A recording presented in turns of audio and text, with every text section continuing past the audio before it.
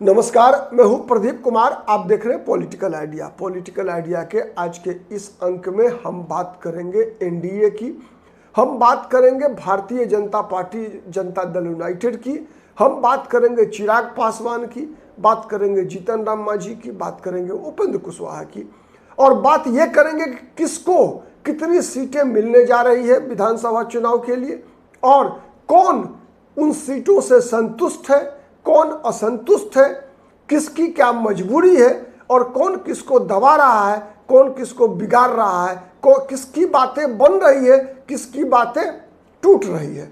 तो सबसे पहले जो बातें छन कर आ रही है, आपको पता है कि कल ही अमित शाह ने बिहार में भारतीय जनता पार्टी की जो कोर कमेटी है उसके नेताओं के साथ दिल्ली में बैठक किया। भारतीय जनता पार्टी बिहार प्रदेश कोर कमेटी में प्रदेश अध्यक्ष डॉक्टर दिलीप जायसवाल, दोनों उप मुख्यमंत्री सम्राट चौधरी और विजय सिन्हा, केंद्र में मंत्री नित्यानंद राय, गिरिराज सिंह, साथ ही डॉक्टर संजय जायसवाल, ये सभी कोर कमेटी के मेंबर हैं। तो इनके साथ ही अमित शाह की बैठक हुई, और इस बैठक से जो बातें छन कर आई, चूंकि जो सूचना थी दोनों के पास, राज्य नेताओं के पास और अमित शाह के पास, केंद्रीय नेताओं के पास, उस पर आत्ममंथन हुआ। और ये छन कर आई कि नीतीश कुमार जब पिछले सप्ताह दिल्ली गए थे ललन सिंह और संजय झा के साथ, उस दिल्ली प्रवास के दौरान नीतीश कुमार की भाजपा नेताओं के साथ जो बैठक हुई, उसमें सीटों का मामला निकल कर ये आया कि 100 से लेकर 105 सीट तक जनता दल यूनाइटेड लड़ेगी और 100 से लेकर 104 सीट तक भारतीय जनता पार्टी लड़ेगी।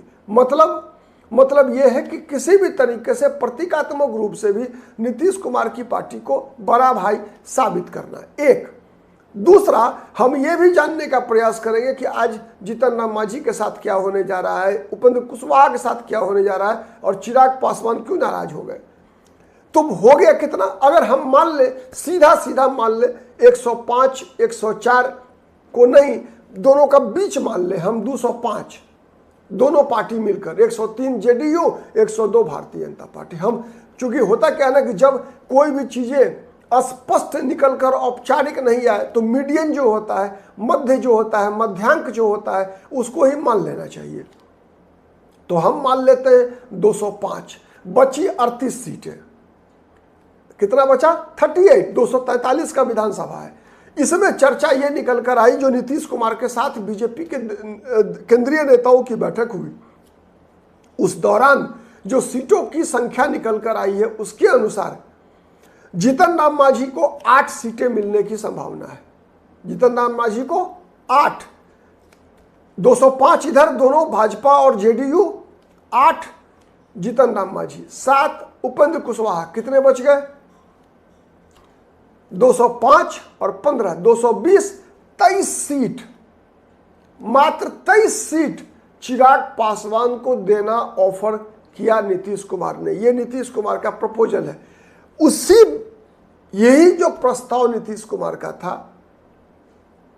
उसी मुख्य बिंदु यह था बीजेपी की कोर कमेटी के नेताओं के साथ बैठक का, कि इसका क्या असर पड़ेगा। जो बातें सूचना बाहर निकल कर आ रही है उसके अनुसार जब ये बात चिराग पासवान को बताया गया तो चिराग पासवान आग बबूला है, मौन व्रत धार लिया है चिराग पासवान ने। हाँ ठीक है कि उनके बहनोई अपनी बातें रख रहे हैं, चिराग पासवान आम सभा कर रहे हैं, लेकिन गठबंधन में सीटों के मामले में वो कोई बातें पब्लिकली नहीं कर रहे हैं। तो सवाल ये उठता है कि आज के दिन जिस प्रकार की बयानबाजियां चिराग पासवान की पार्टी की तरफ से प्रत्यक्ष और परोक्ष रूप से हो रहा है, और चिराग पासवान यदि नाराज हुए तो क्या होगा? कम से कम इतना तो जरूर होगा जो पिछली बार हुआ था। मतलब अगर चिराग पासवान ने नीतीश कुमार के खिलाफ, नीतीश कुमार को नुकसान पहुंचाने की ठान ली, तो इतना तो निर्विवाद होगा ना जितना पिछली बार हुआ था कि नीतीश कुमार के उम्मीदवारों के खिलाफ चुनाव लड़ जाएंगे।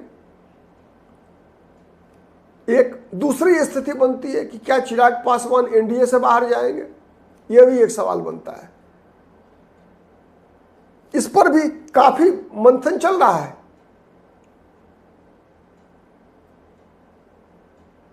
कई लोग हैं जो चिराग पासवान में ये संभावना देख रहे हैं कि जब बिहार में एक, मैंने कई बार कहा है, बिहार में मतदाताओं का एक बहुत बड़ा समूह है जो न नीतीश कुमार को चाहता है न तेजस्वी यादव को चाहता है। वो तीसरा विकल्प ढूंढ रहा है और चिराग पासवान को बताने वाले, समझाने वाले, कन्विंस करने वाले ऐसे लोग की बड़ी संख्या है जो चिराग पासवान को लगातार कन्विंस करने में लगी है। तो क्या चिराग पासवान एनडीए से बाहर जाएंगे तो चिराग पासवान खोएंगे क्या? एनडीए से बाहर जाएंगे तो चिराग पासवान को मिलेगा क्या? तो चिराग पासवान को मिलेगा मुख्यमंत्री का पद। यदि मुख्यमंत्री का पद मिलता है तो चिराग पासवान, मुझे लगता है, एनडीए से बाहर जाने को तैयार होंगे। नहीं भी मिलता है तो इस संभावना से आप इनकार नहीं कर सकते कि केंद्रीय मंत्री का पद चिराग पासवान दांव पर लगाएं और बिहार में मुख्यमंत्री बनने की कोशिश जरूर करें। तो जो सबसे पहले जो समाचार में दोहरा रहा हूं, जो समाचार निकल कर आ रहा है कि भारतीय जनता पार्टी और जनता दल यूनाइटेड लगभग बराबर सीटें लड़ेगी, एक सीट ज्यादा लड़ेगी जदयू, 105, 100 से 105, 100 से 104, ये फॉर्मूला चल रहा है। अगर हम मध्यांक मान ले तो 205 आता है दोनों का। 8 सीट जीतन राम मांझी को, 7 सीट उपेंद्र कुशवाहा को, 220 बट गए। 23 सीट का ऑफर हुआ है चिराग पासवान को। चिराग पासवान नाराज। यह बड़ा समाचार है। चिराग पासवान फिर उसी रास्ते पर है जिस रास्ते पर 2020 में गए थे। लेकिन मैं एक बात दोहरा दूं, 2020 और 2025 में एक बड़ा अंतर है। क्या अंतर है? आज जितनी अलोकप्रियता नीतीश कुमार की है, उतने नीतीश कुमार अलोकप्रिय नहीं थे 2020 में। जितना नीतीश कुमार के स्वास्थ्य के मामले में संशय आज है 2025 में, उतना 2020 में नीतीश कुमार पर नहीं था। कानून व्यवस्था की स्थिति बिहार में जितना आज खराब है, 2020 में नहीं था। 2020 में पुल पुलिये हर बरसात में नहीं गिर रहे थे। नीतीश कुमार के 2020 से 25 के कार्यकाल में पुल पुलिये गिर रहे हैं। 2020 के विधानसभा चुनाव से पहले नीतीश कुमार के अधिकारी जेल नहीं जा रहे थे, अब जेल जा रहे हैं। 2020 से पहले नीतीश कुमार की सरकार पर यह आरोप नहीं लगता था कि नीतीश कुमार का नियंत्रण सरकार पर से खत्म हो गया है, बल्कि यह कहा जाता था कि नीतीश कुमार की सरकार में और किसी का चलता नहीं, केवल नीतीश कुमार की चलती है। आज उल्टा हो गया है। लोग कहते हैं कि नीतीश कुमार की सरकार में नीतीश कुमार का ही नहीं चलता है। तो इसलिए 2020-2025 में भारी अंतर है।